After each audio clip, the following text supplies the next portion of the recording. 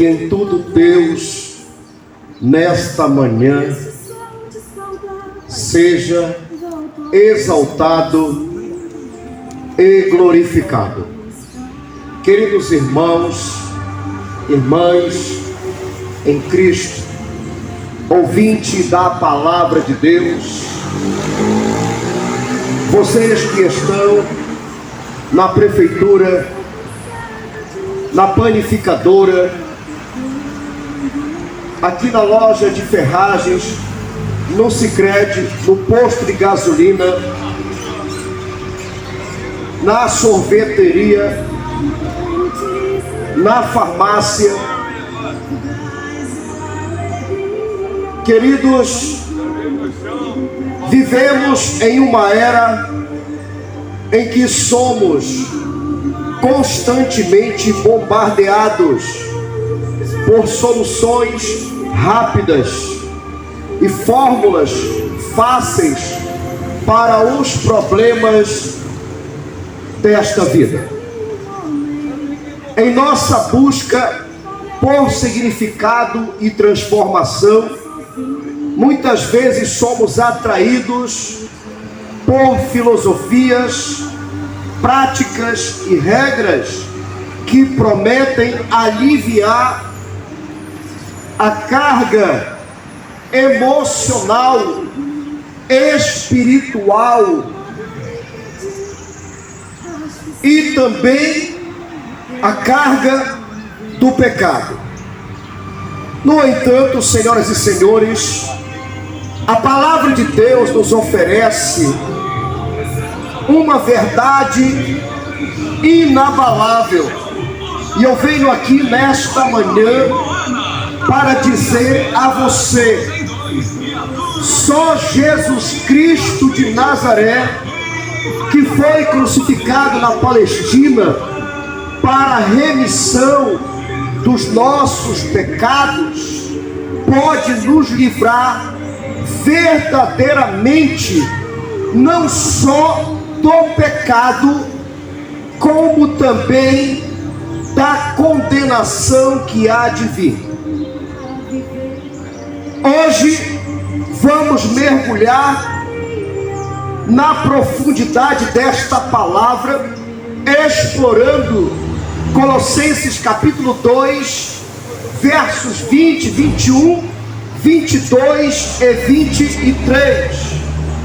Vamos entender como a obra redentora de Jesus Cristo se destaca contra a aparência de sabedoria dos preceitos humanos, e como somente Jesus Cristo, que é Senhor no céu e na terra, tem o poder de nos libertar da escravidão do pecado.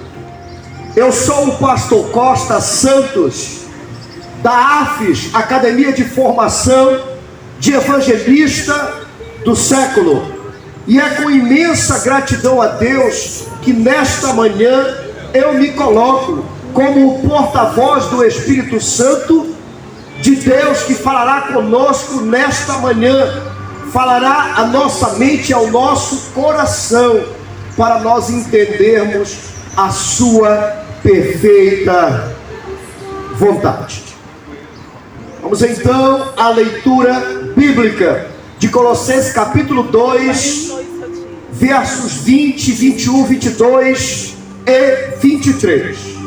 O texto sagrado, senhoras e senhores, diz desta maneira: se pois com Cristo morrestes para os princípios elementares do mundo, porque como se ainda vivêssemos no mundo, vos sujeitais a ordenanças tais como: não toques, nem proves, nem manuseis segundo os preceitos e doutrina dos homens, as quais coisas têm na verdade alguma aparência de sabedoria, em culto voluntário, em humildade e em tratamento severo do corpo, mas não tem valor algum contra a satisfação da carne.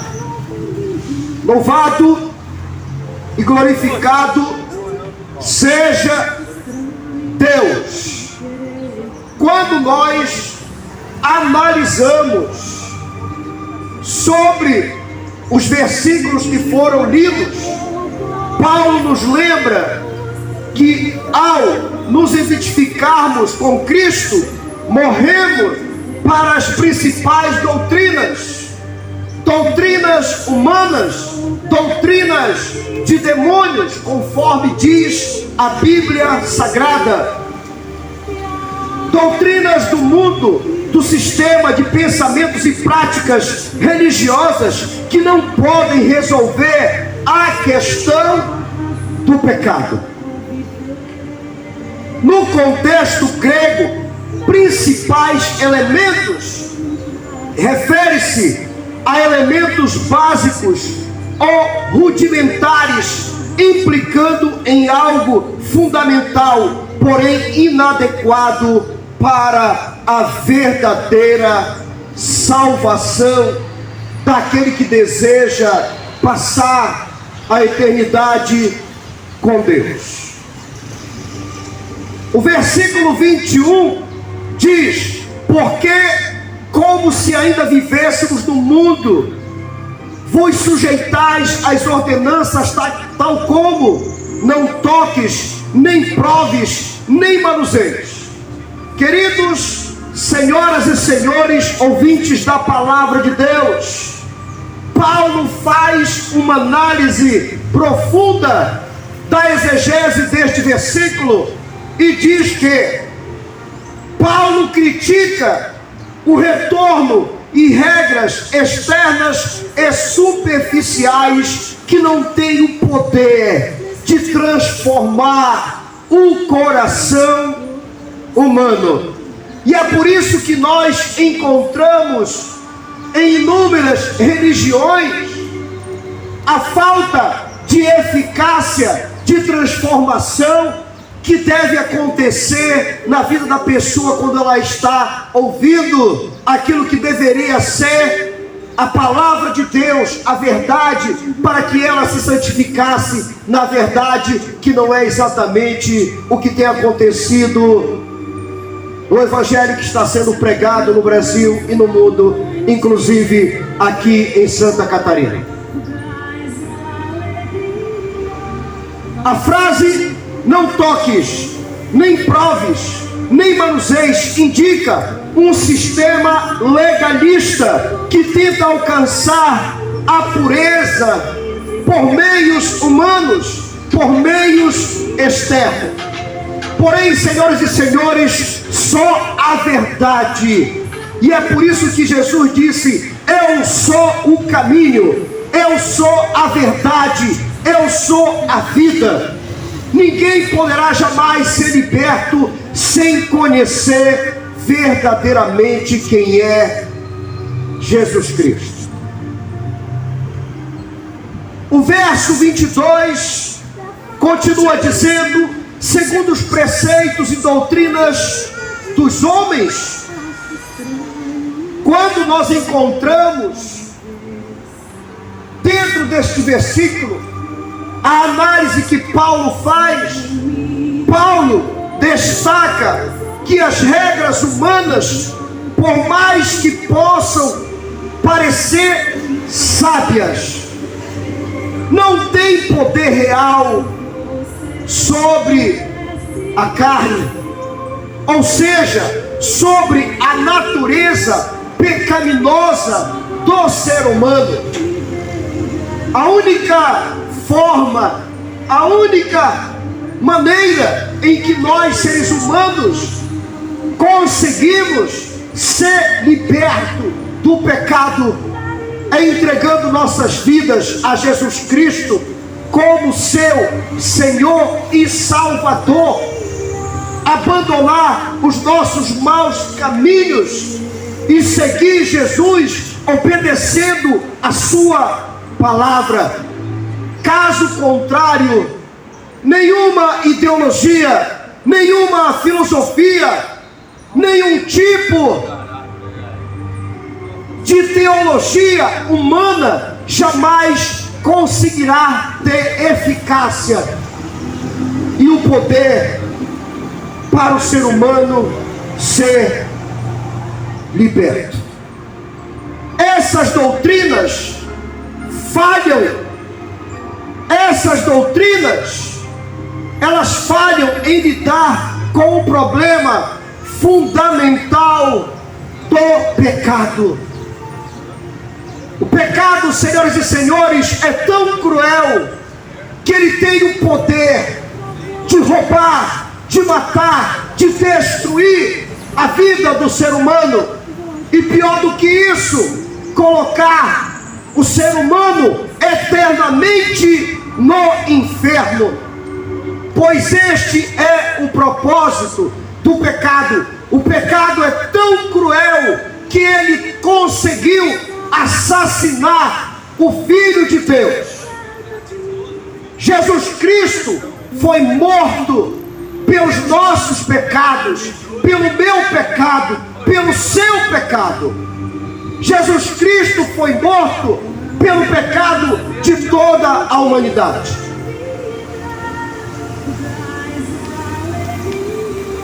Então não tem como meras filosofias terem o poder de libertar e de salvar o mais vil pecador.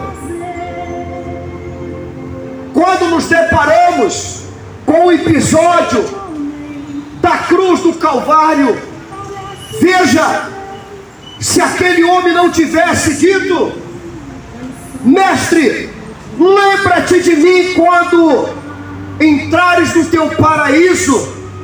Se aquele homem não tivesse se arrependido, se aquele homem não tivesse pedido a Jesus perdão dos seus pecados, nunca ele teria sido salvo. Nunca ele teria ouvido Jesus dizer: hoje mesmo estarás comigo no paraíso.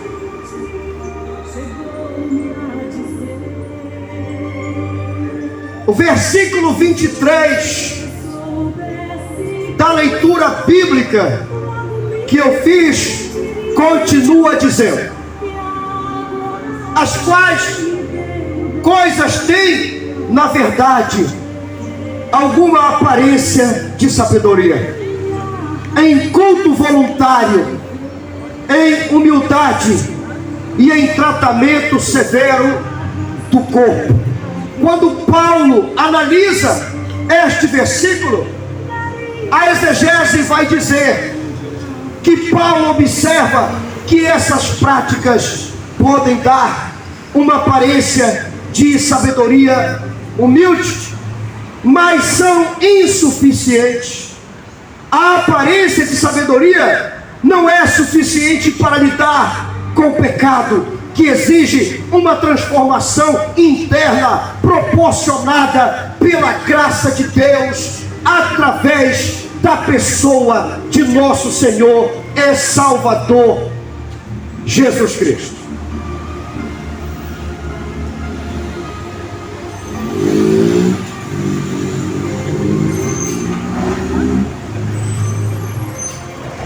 Esse versículo nos ensina que as práticas e doutrinas humanas, que não são poucas, mesmo quando aparentemente espirituais, são ineficazes para resolver o problema do pecado.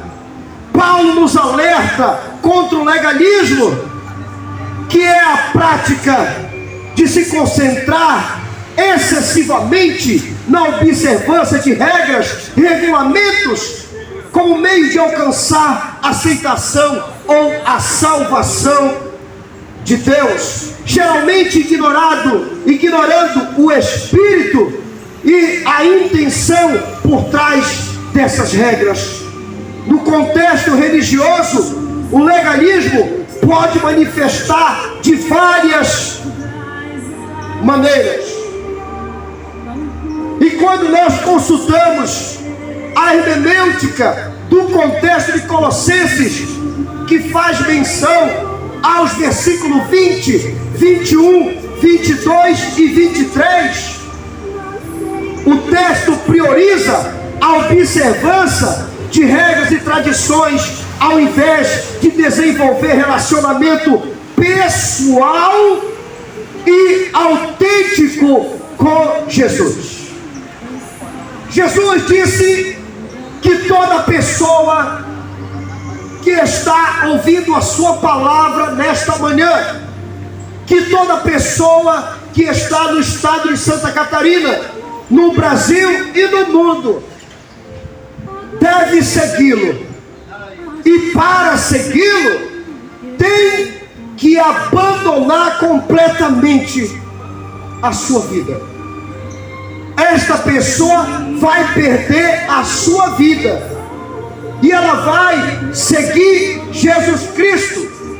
Ela vai precisar negar-se a si mesmo e depois segui-lo. Segui-lo fielmente dentro de um relacionamento em que esta pessoa vai se submeter à sua palavra, que é lâmpada para os nossos pés e luz para o nosso caminho. Confiança na observância de regras para a salvação. Acredita-se que seguir um conjunto de regras ou práticas específicas podem garantir a salvação ou uma posição especial diante de Deus. Isso contrasta com a crença cristã de que a salvação é dada pela graça através da fé em Jesus Cristo e não pelos nossos próprios méritos e esforços. O legalismo apresenta desprezar a graça e o perdão. O legalismo muitas vezes desconsidera a importância da graça de Deus e a capacidade de Jesus para perdoar e transformar a vida de seres humanos. Em vez disso, foca na autoajuda e na melhoria própria como meios para alcançar a aceitação espiritual. E é por essa razão, senhoras e senhores, que não se vê a libertação das pessoas. Centenas de milhares de pessoas que vão aos cultos quase que todos os dias, pela manhã, à tarde e também à noite, não conseguem experimentar a libertação. Julgamento e condenação.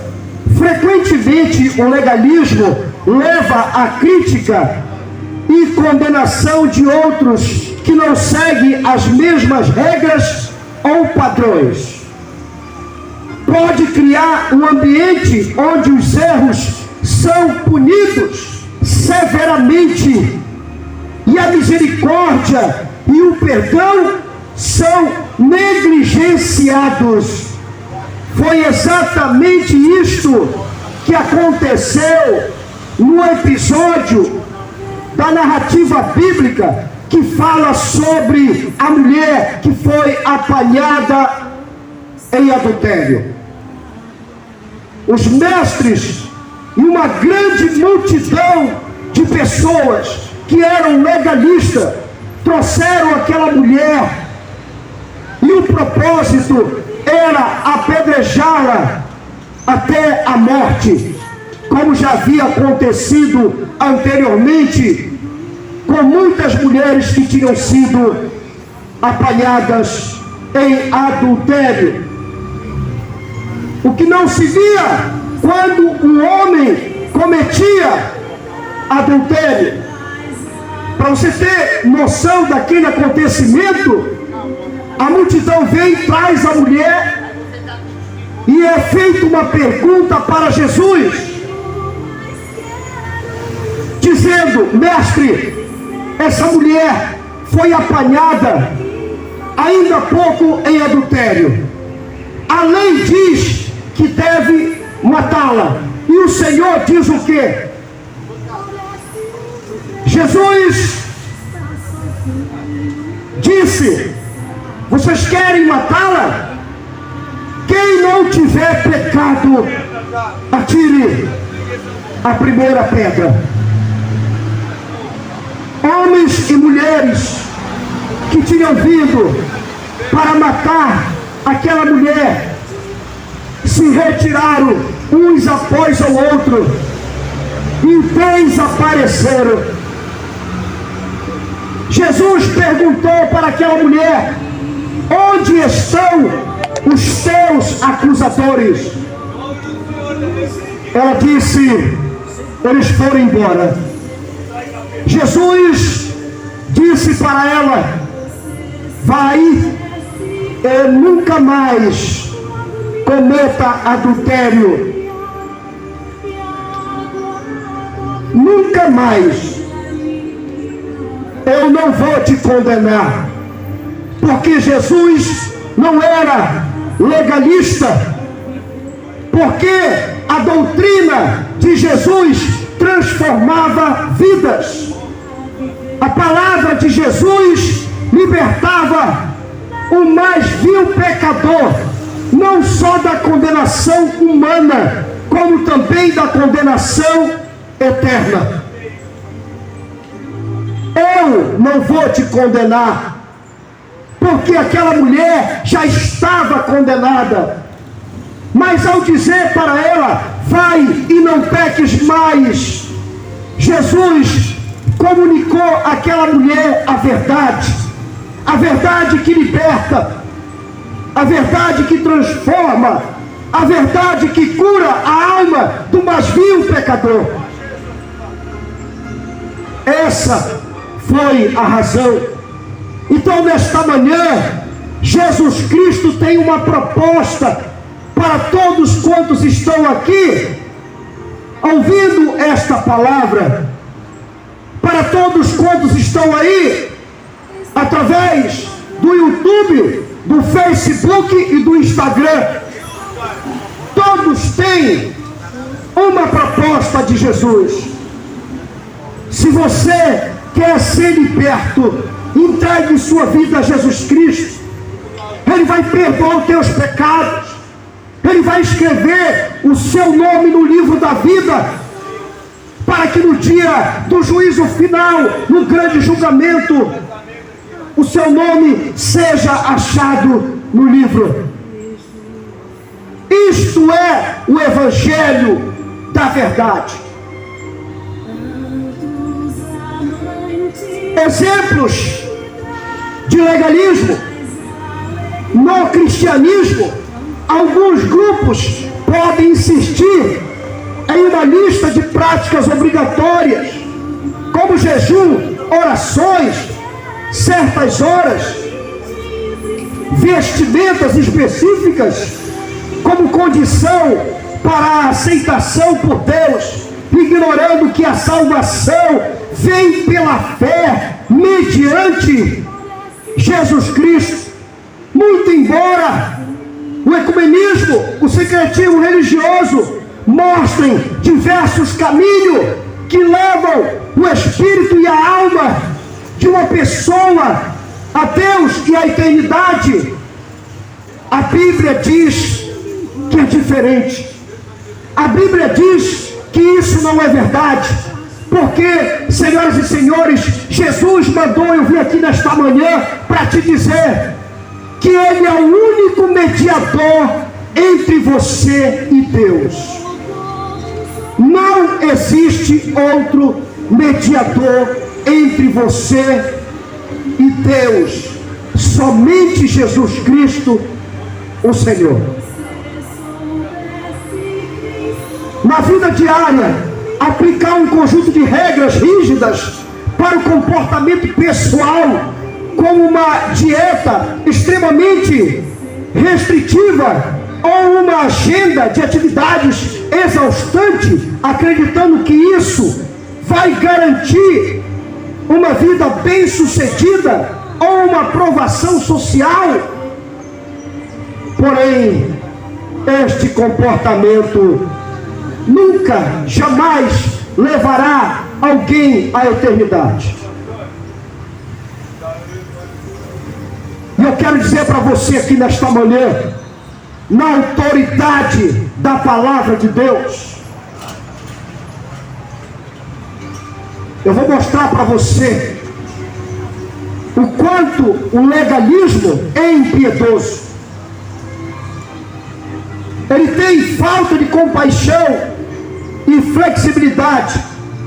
Em vez de promover um verdadeiro crescimento espiritual e relacionamento com Deus, o legalismo pode tornar-se uma distração do verdadeiro propósito da fé, que é amar a Deus e aos outros. Observe o quanto isto é grave, o quanto isto é sério, porque muitas comunidades de fé têm se tornado legalistas.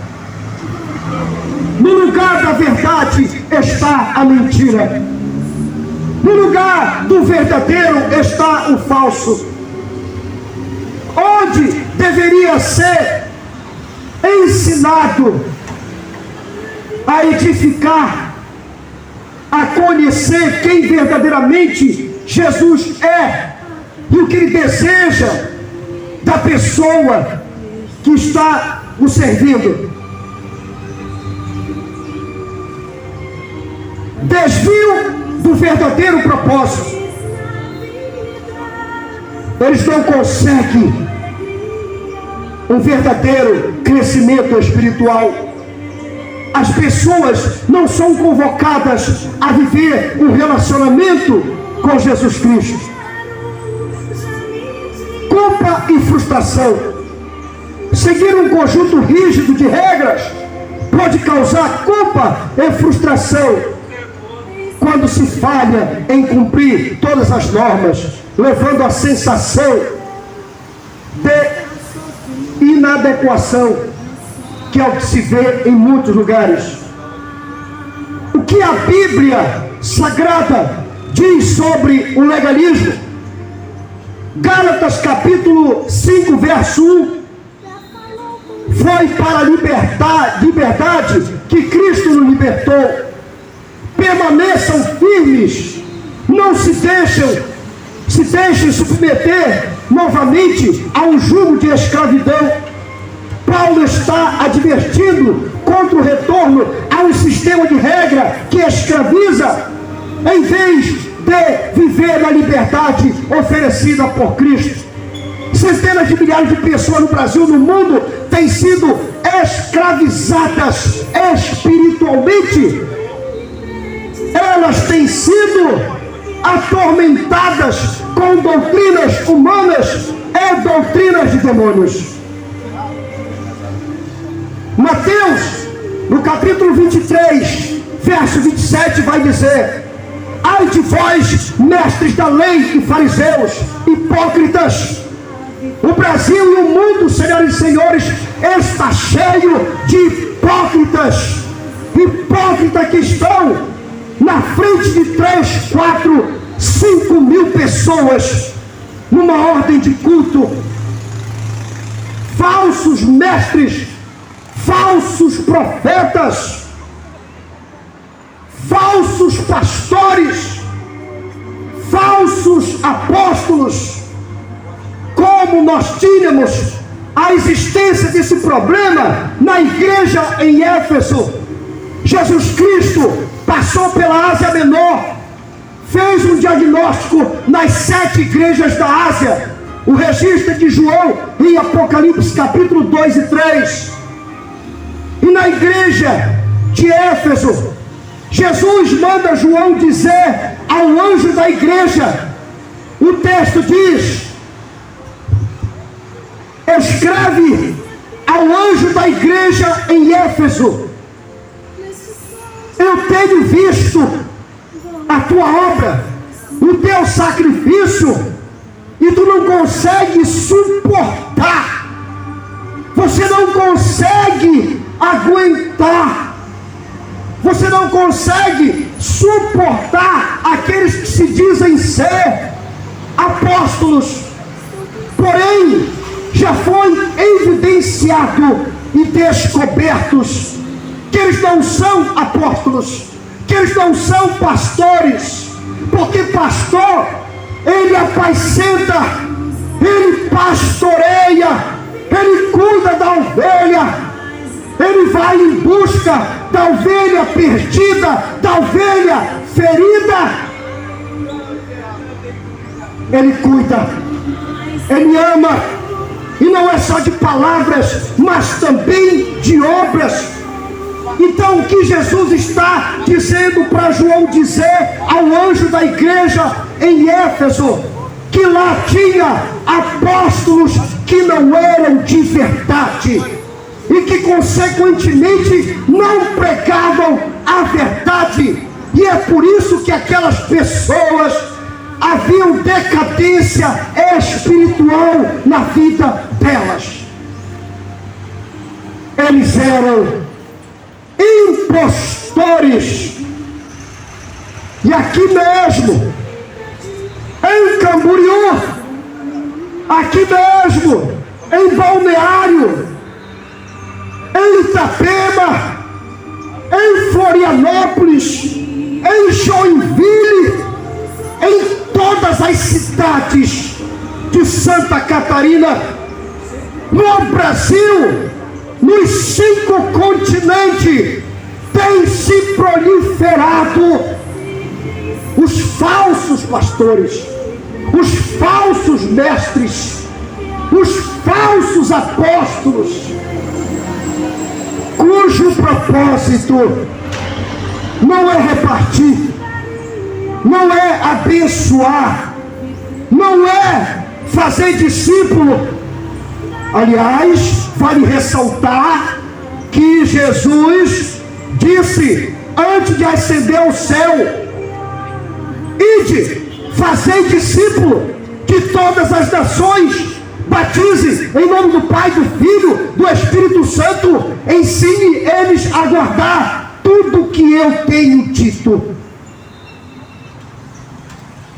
Porém, lamentavelmente, isso não está sendo feito.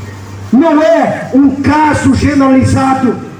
Ainda há sim pastor em Camboriú que é homem de Deus. Ainda há sim pastor em Balneário que é homem de Deus, que tem compromisso com a palavra de Deus.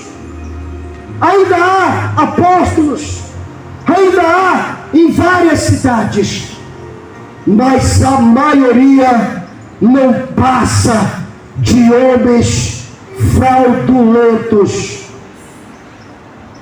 que reescreveram a Bíblia para tirar dinheiro e vantagem do povo.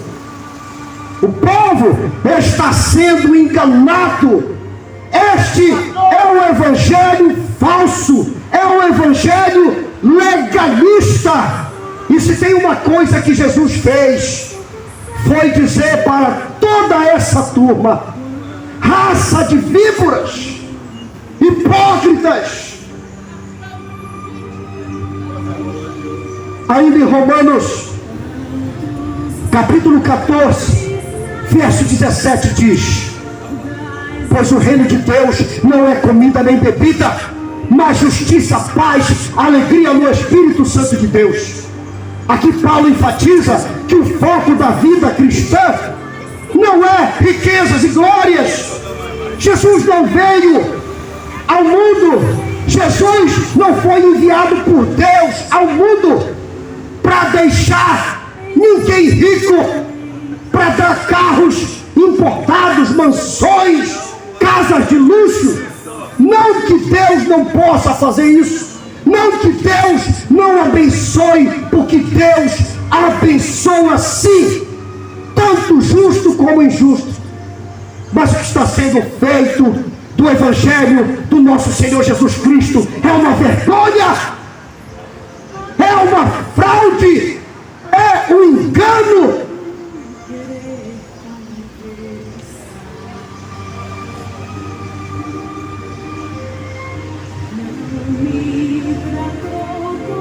A liberdade está em Cristo. Esse é o impacto espiritual. Em Cristo fomos libertos das amarras do legalismo e das doutrinas de homens e de demônios. A verdadeira liberdade não vem de seguir regras, mas de uma relação transformadora com Jesus. Ele não apenas dá um novo padrão de vida, mas também o poder para viver conforme este padrão. Transformação interior. As práticas externas podem mostrar devoção, mas não podem transformar o coração. Só a obra redentora de Cristo pode mudar o nosso interior, trazendo verdadeira transformação e liberdade do pecado. Já que o pecado, o salário do pecado é a morte, tanto física como espiritual. Tenha cuidado, porque o legalismo é um perigo. A tentação de seguir regras humanas, doutrinas de homens que com astúcia induzem ao erro, pode desviar você do verdadeiro caminho da graça, do verdadeiro evangelho.